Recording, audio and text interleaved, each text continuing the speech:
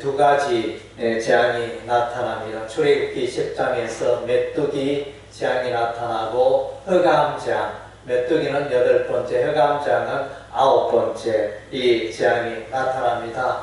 그래서 이제 애굽의 바로 왕, 애굽의 바로는 온 세상의 왕 권력자를 말합니다. 그래서 온 세상의 왕과 하늘에 계신 여호와 하나님과 대결을 하는데 누가 이겼습니까? 예, 그래서 여호와 하나님이 이겼습니다.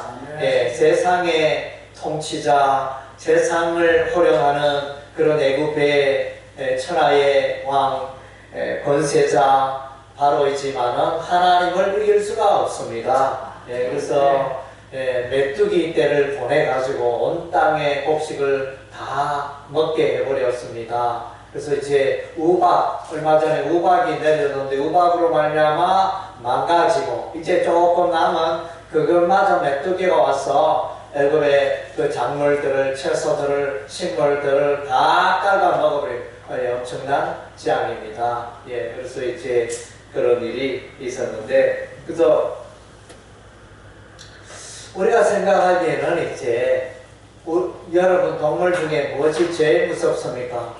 우리는 이제 무서움을 생각하면 사자가 무섭고 호랑이가 무섭고 곰이 무섭고 이제 통상 이제 그런 사나운 동물을 떠올리게 됩니다. 그런데 이제 저도 이제 유튜브를 통해서 이제 알게 된 건데 이 보니까 진짜로 강하고 무서운 것은 그렇게 덩치 크고 코끼리나 사자나 덩치 큰 게 아니고 조그마한 개미떼 있지 않습니까? 개미떼가 엄청 무섭습니다. 예를 들어 모기떼도 무섭고 여기다가 메뚜기떼, 우리 메뚜기라면 우리 어렸을 때 그냥 들판에서 몇 마리 그 논에서 잡아가지고 구워 먹고 뭐 이런 이제 몇 마리의 어떤 그런 메뚜기에 대한 기억이 있는데, 근데 여기 성경에서 나오는 이 메뚜기는 어마어마합니다. 우리는 한 번도 구경한 적이 없는 어마어마한 그런 메뚜기 떼를 말합니다. 예를 들면 이제 이 메뚜기 떼가 하늘을 덮으면 가로로 160km, 세로로 160km, 100평방마일이라고 그랬습니다. 100평방, 가로 160km, 세로 160km. 상상을, 그럼 온 하늘을 덮어버립니다.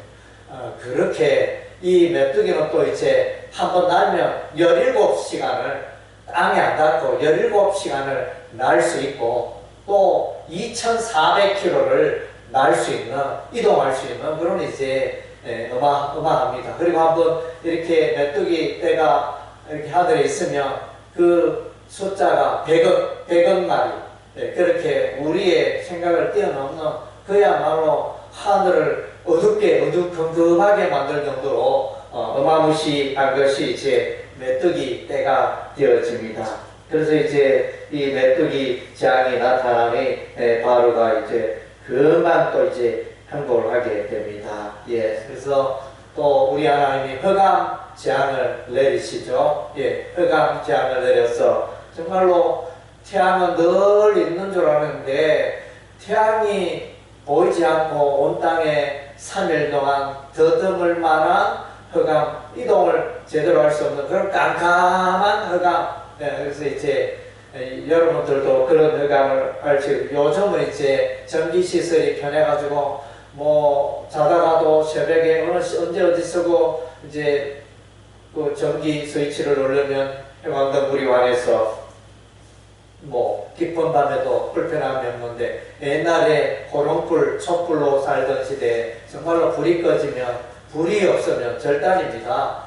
캄캄한 그런 가운데서 생활하게 되어지는데, 예, 그래서 이제 우리 하나님은 이와 같이 엄청난 일을 행하십니다. 그리고 이제 이 메뚜기 재앙에 대해서 성경에 나타나는 구약 성경이 있어요. 그 성경이 어딘가 하니 요엘서입니다. 요엘서에 보면 이스라엘의 심판 재앙을 말하면서 거기서 이제 팥종이가 남긴 것을 메뚜기가 먹고 메뚜기가 남긴 것을 너치가 먹고 너치가 남긴 것을 황충이 먹고 그래서 이제 원어적으로는 이제 팥중이는 팥중이는 가잠이라는 원어를 쓰고 메뚜기는 아르베라는 원어를 쓰고 그 다음 에 너치는 엘레크라는 원어를 쓰고 황충은 하실이라는 원어를 쓰고 있습니다. 그래서 이제 이것은 어린 메뚜기, 뭐 장성한 메뚜기 이런 정도로 이렇게 이해하시면 되겠습니다. 그래서 이제 이 메뚜기 떼가 너무 무섭고 하니 이 메뚜기 떼를 통하여 바벨론 나라의 침입, 바벨론이 이스라엘을 구름대같이 몰려와서 점령하는 그런 이제 비유로 요엘서가 말해주고 있습니다. 그래서 메뚜기가 온 들판에 가득할 때 그 이미지가 메뚜기 이동하는 그 이미지가 이제 바벨론 군대가 온 들판에 산에 가득하여 이스라엘을 점령하는 그런 비유로 그래서 깜깜하고 흑암의 날로 이렇게 표현하고 있습니다. 오늘도 이제 메뚜기가 하늘을 가려서 깜깜하고 또 하나님이 3일 동안 햇빛이 비치지 못하게 하여 깜깜하게 하고 그래서 정말 흑암의 그런 분위기를 오늘 10장에서 우리가 볼 수 있습니다. 그래서 이제 사자만 강한 게 아니고 요 메뚜기 때, 개미 때 이런 것들이 다 삼키고 덤빌 자가 없는 것입니다. 그래서 사람이 죽는 것은 사자에게 물려 죽었다, 호랑이에게 물려 죽었다 이런 것은 잘 없습니다. 그래서 통상 사람 죽는 것은 눈에 보이지 않는 조그마한 바이러스의 세균에 의해서 사람이 다 죽잖아요. 폐렴에 의해서 사람 마지막에 죽을 때 그래서 이제 작은 것이 강하고 이 메뚜기가 참으로 강한 것임을 우리가 보게 되어집니다. 오늘 이제 이 마귀의 전략을 보니까 그래서 메뚜기 때 가득하니 이제 항복하고 그래서 모세에게 묻습니다. 다 가야 되나? 누구 가야 되나?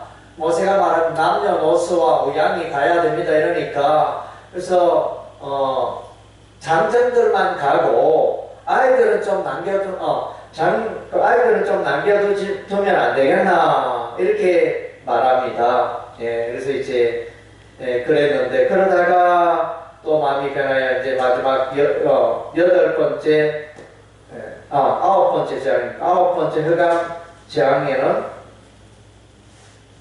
또 이제 아이들을 장정과 아이들은 가고 양과 소는 주면 안 되겠나 이러면서 이제 마귀는 이렇게 작전을 씁니다. 조금씩 그렇게 침투하는 마귀의 작전을 보게 됩니다. 그래서 이제 가랑비에 옷 젖듯이 마귀가 이제 조금씩 사람들이 이스라엘 하나님의 백성들에게 영향을 주는 그런 작전을 사용하고 있습니다. 그래서 보면 이제 이러한 중에도 마귀의 작전이 미혹이 있는 중에도 모세는 벌써 마귀의 작전을 다 알아채고 거기에 넘어가지 않습니다. 그래서 물론 뭐 장정들만 갔다 오겠습니다.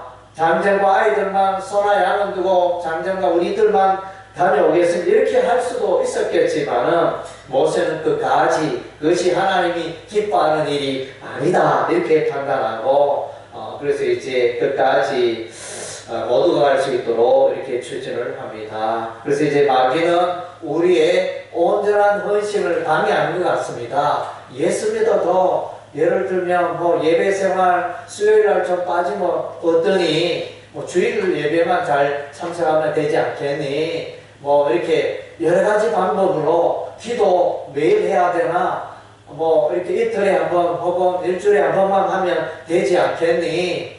전도를 매일 해야 되니? 뭐 한 달에 한 번 해도 안 되겠니? 뭐 이런 식으로 이제 사단 마귀는 우리를 이제 온전히 하나님께 교회의 주의 일에 헌신하지 못하도록 조금씩 우리를 타협하도록 만드는 그런 작전을 쓰고 있습니다. 그래서 이제 우리가 오늘날 이제 국회에 그 동성애법 그거 차별하는 그 이성 차별하는 그 차별법을 만드는 것을 우리 기독교에서는 이제 반대를 하고 있는데, 그것은 이제 합당하지 못하다.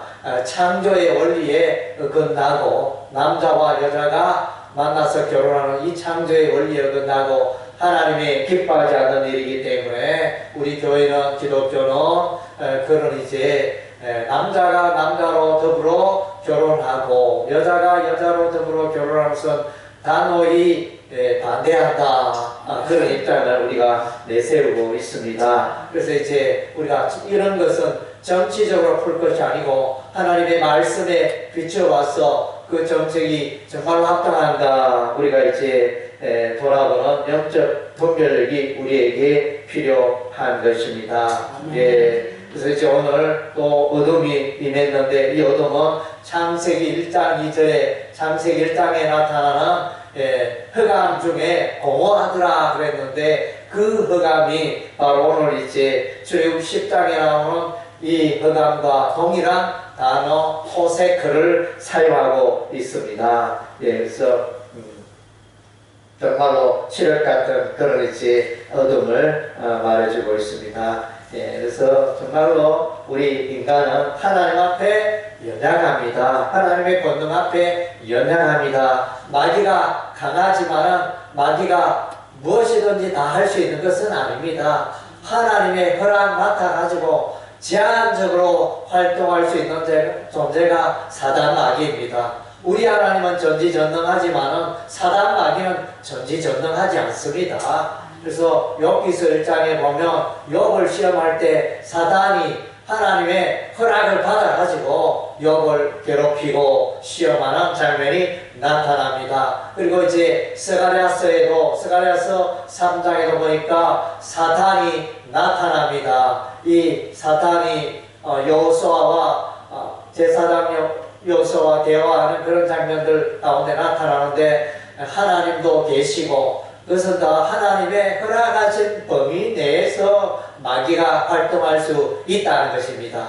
마귀가 하나님처럼 모든 것을 행할 수 있고 대단한 권력을 가진 것은 아닌 것입니다. 세상의 왕 권세가 대단하지만은 그러나 그들의 권세는 제한적입니다. 그 수많은 메뚜기 떼 앞에 무너질 수밖에 없고 흑암 재앙 앞에 3일 동안 어두컴컴할 때 항복할 수밖에 없는 그런 이제 연약한 존재가 세상의 왕이고 사람이고 또 마귀고 제한적인 것을 보게 됩니다. 그래서 이제 이런 것들을 통하여 이제 우리가 또 배워야 할 것은 이제 징조에 대해서 메뚜기 떼가 재앙이 되고 농작물이 되지 않으면 우리가 하나님 앞에 바로 서지 못하여 이런 일들이 하나님의 말씀에 불순종하여 이런 재앙이 우리에게 왔구나 그렇게 해석을 해야 하는 것입니다. 그래서 늘 저 동산에 태양이 떠올랐는데 오늘은 왜 태양이 떠오르지 않을까? 왜 이렇게 캄캄함이 칠흑 같은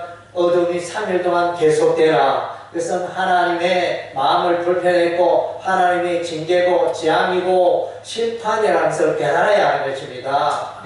오늘날도 이제 우리가 근래 보면 코로나 바이러스 이게 예사롭지 않습니다. 볼 때는 정말에 참 징조 중에 하나다 저는 그렇게 해석을 합니다. 그래서 제가 이제 개인적으로 뭐 이제 60년 세월을 살아왔지만은 뭐 온 국민이 마스크 끼고 그런 일은 처음이잖아요. 그런 일은 듣도 보도 못한 그런 일들이 일어났습니다. 최근에는 또 이제 전 세계에서 두 곳에 전쟁이 일어났습니다. 우크라이나, 러시아, 이스라엘, 팔레스타인 전쟁이 일어나면서 전쟁의 소문이 종말에 되면 점점 이제 일어난다 그랬는데 그래서 이제 말세의 징조로 여겨지는 것입니다. 기근도 지진도 그 강도가 점점 세워지고 그리고 이제 이 말세가 되니까 거짓 선지자, 거짓 그리스도, 거짓 이단 교회들이 점점 왕성한 것을 보게 되어집니다. 그래서 이제 얼마 전에 지난주일이니까 대구에서 신천지 10만 수료식 뭐 이렇게 얼마나 사람들이 많이 모여가지고 세력을 과시하는데 그들은 성경에 대해서 이제 정확한 해석을 하지 못하고 곁길로 가고 있기 때문에, 특별히 요한계시록을 자기 맛대로 해석하기 때문에 그들은 이제 정통교회와 다른 삶을 살고 있다는 것입니다. 이런 이제 시대적인 그 분별력이 우리에게 필요한 것입니다. 그래서 그리스도인들은 깨어서 하나님께 기도하기를, 하나님이여 우리의 자녀가 잘 되고 우리의 직장이 잘 되고 우리의 지역의 경제가 잘 되고 그런 것만 간구할 게 아니고, 우리는 이제 더 진리 가운데 서고 진리의 말씀에 대한 올바른 분별력을 가지고 이 시대에 깨어서 사단마귀의 미혹과 유혹을, 거짓 진리를 가르치는 세력들을, 이단 세력들을 물리치고 승리하는 우리의 삶이 되어야 할 줄로 믿습니다. 아멘.